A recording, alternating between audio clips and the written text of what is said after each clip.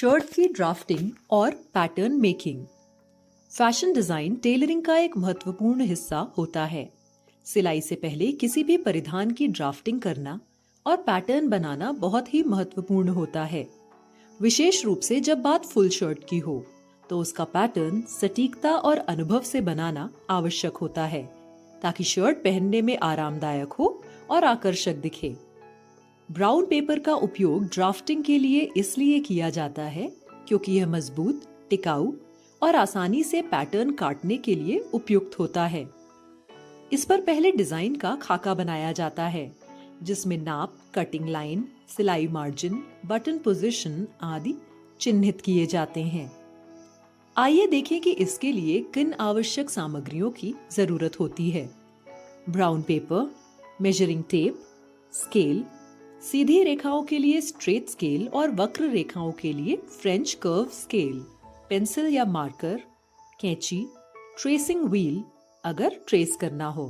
अब देखते हैं कि शर्ट का पैटर्न बनाने के लिए किस किस नाप की आवश्यकता होती है। चेस्ट या बस्ट, कमर, hip, shoulder, sleeve length, arm hole, shirt की length, collar size, back length. Shirt की pattern drafting. Collar stand draft करने के लिए सबसे पहले कागज पर एक सीधी बेस लाइन खींचें जो कॉलर की लंबाई को दर्शाए, जैसे 8.5 इंच। इस लाइन के किनारे से ऊपर की ओर 1.5 से 2 इंच तक का निशान लगाएं जो कॉलर की ऊंचाई होगी। इन नापों का उपयोग करके एक आयत बनाएं जिसकी लंबाई कॉलर की लंबाई के बराबर और ऊंचाई कॉलर की ऊंचाई के बराबर हो। इसके बाद आयत के ऊपर की लाइन को हल्का सा घुमावदार बनाएं क्योंकि कॉलर का आगे का हिस्सा थोड़ा नीचे की ओर झुका होता है ताकि वह आराम से फिट हो सके। कॉलर के नीचे जो कॉलर बेंड होता है, जो गले से सटकर रहता है, उसका पैटर्न अलग होता है। इसकी लंबाई वही रहती है जैसे 8.5 इंच, जबकि ऊंचाई लगभग 1 से 1.25 इंच होती है। इस बेंड में भी गले के आकार के अनुसार हल्का सा घुमाव दिया जाता है। चलिए अब कॉलर का पैटर्न बनाते हैं।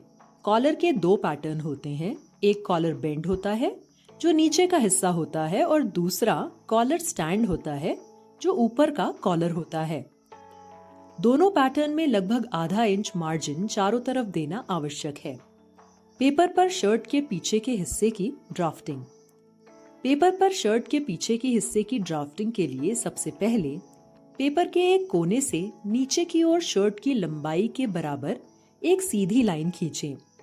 इसके बाद टॉप से नीचे चेस्ट नाप के 1/4 हिस्से में 2 इंच जोड़कर एक हॉरिजॉन्टल लाइन खींचें जिसे आर्म होल डेप्थ कहते हैं। शोल्डर लाइन बनाने के लिए टॉप पर शोल्डर की नाप का आधा लें और इसे आर्म होल तक हल्की तिरछी रेखा में जोड़ें। बैक नेक का आकार आमतौर पर 3 इंच चौड़ा और 1 इंच गहरा होता है जिसे गोलाकार आकार में बनाएं। फिर फ्रेंच कर्व की मदद से बैक आर्म होल की गोलाई को तैयार करें। अंत में आवश्यकता के अनुसार कमर और हिप की लाइनें नीचे की ओर बनाएं और हल्का सा आकार दें। पेपर पर शर्ट के आगे के भाग की ड्राफ्टिंग। शर्ट के आगे के भाग की ड्राफ्टिंग बैक पार्ट की तरह ही शुरू करें। फ्रंट नेक की गहराई 3 से 3.5 इंच रखें जो कॉलर स्टाइल पर निर्भर करती है। बटन पट्टी के लिए फ्रंट ओपनिंग में 1.5 इंच अतिरिक्त कपड़ा रखना आवश्यक होता है। फ्रंट आर्म होल को बैक आर्म होल की तुलना में थोड़ा अंदर की ओर घुमावदार बनाएं ताकि फिटिंग अच्छी हो सके। पेपर पर स्लीव की ड्राफ्टिंग।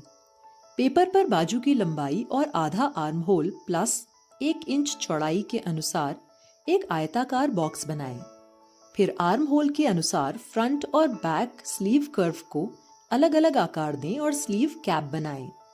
अंत में कफ लाइन पर स्लीव की अंतिम चौड़ाई निर्धारित करें। पेपर पर शर्ट स्लीव कफ की ड्राफ्टिंग। एक आयताकार बॉक्स बनाएं जिसकी लंबाई कलाई के माप में 1 इंच जोड़कर हो और चौड़ाई कफ की इच्छित चौड़ाई का दुगना हो।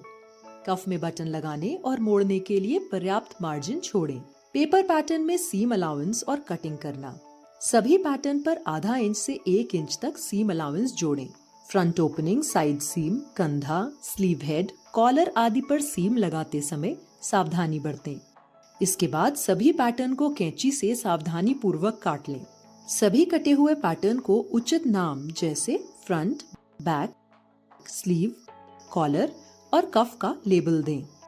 अब यह ब्राउन पेपर पैटर्न कपड़े पर रखकर आगे की प्रक्रिया शुरू की जा सकती है।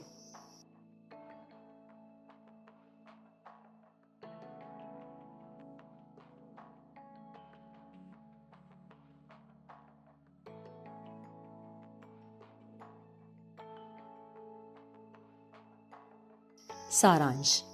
इस वीडियो में हमने ब्राउन पेपर पर पूरी शर्ट की ड्राफ्टिंग और पैटर्न तैयार करने की मूल बातें सीखी। हमने जरूरी सामग्री, शरीर की नाप और कॉलर, पीछे का हिस्सा, आगे का हिस्सा, स्लीव, कफ और प्लैकेट जैसे शर्ट के विभिन्न भागों को ड्राफ्ट करने की प्रक्रिया को विस्तार से जाना। साथ ही सीम अलाउंस जोड़ने और पैटर्न को सही तरीके से लेबल करने का तरीका भी समझा, ताकि इन्हें कपड़े पर आसानी से स्थानांतरित किया जा सके। यह बुनियादी जानकारी अच्छी फिटिंग और आरामदायक शर्ट बनाने के लिए बेहद आवश्यक है। अब आपके लिए एक काम, कागज के पैटर्न का उपयोग करके शर्ट बनाने की कोशिश करें। प्रत्येक कदम को ध्यान से नोट करें जो आप उठाते हैं।